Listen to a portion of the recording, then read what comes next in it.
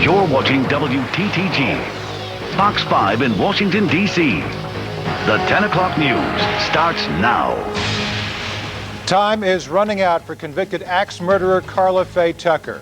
With many appeals exhausted, tomorrow she is set to make history, becoming only the second woman executed in the U.S. since the death penalty was reinstated. Good evening, everybody. I'm Morris Jones. Tracy Neal is on assignment. Now, only the Supreme Court or the Texas governor have the power to stop the execution. The case is drawing worldwide attention because of the brutality of the crime, the killer's gender, and her newfound religious beliefs. Fox's Alicia Acuna has the latest from Huntsville, Texas. Karla Faye Tucker will be transferred to this facility behind me sometime tomorrow.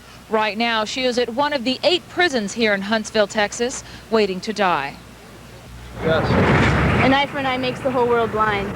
On the night before Karla Faye Tucker is set to die, folks in Texas gather to pray for a reprieve. Vengeance serves nothing in the end. Meantime, Tucker's execution remains on schedule. She's upbeat. She knows there's 4 or 5 legal balls in the air.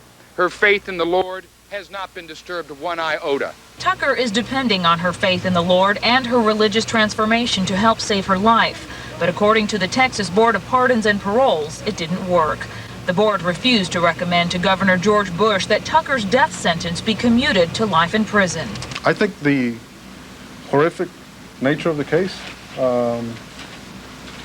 carried a lot of weight in this case, in my opinion, based on my discussions with people. It's just a very difficult circumstance to overcome.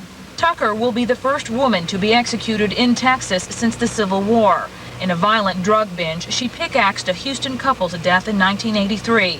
Tucker claims she was a different person at the time of the murders. She says she began shooting heroin when she was only 10 years old, got married when she was 17, and at her mother's urging, soon became a prostitute. It's hard for me to talk about that because I love my mother, but I realize that in the same way that I'm responsible for my actions, I had to let my mother be responsible. Before she was transferred to Huntsville for her execution, Tucker preached the gospel to other prisoners.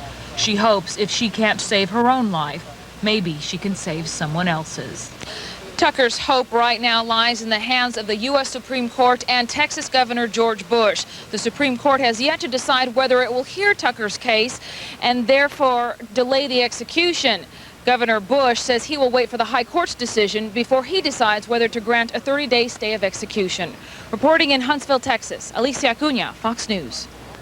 In preparation for her execution, Tucker has already chosen her last meal, a banana, peaches, and a salad. For the clothes she'll wear, Tucker selected a regular prison white shirt and pants. Even the Pope is weighing in on the Tucker case. Pope John Paul II sent a letter to Texas Governor George Bush asking him to spare Tucker from the death sentence. The Pope wants Bush to make, quote, a humanitarian gesture that recognizes the value of human life. Tonight, the White House is defending its decision to grant a waiver that would allow former Surgeon General C. Everett Koop to be buried at Arlington National Cemetery when he dies. That comes as some people are questioning if the White House is using those burial plots for political leverage. Fox 5's Grace Lee Nickel reports. Is truly suffering from C. Everett Koop was appointed Surgeon General under Ronald Reagan, but Bill Clinton granted him his early final resting place at the nation's most prestigious military cemetery, a one-of-a-kind distinction. Speaking during an interview on new blood treatment for dogs, Koop addressed the issue. I can tell you that I'm the only living person that was ever granted a waiver in the last 4 or 5 presidents. The House Veterans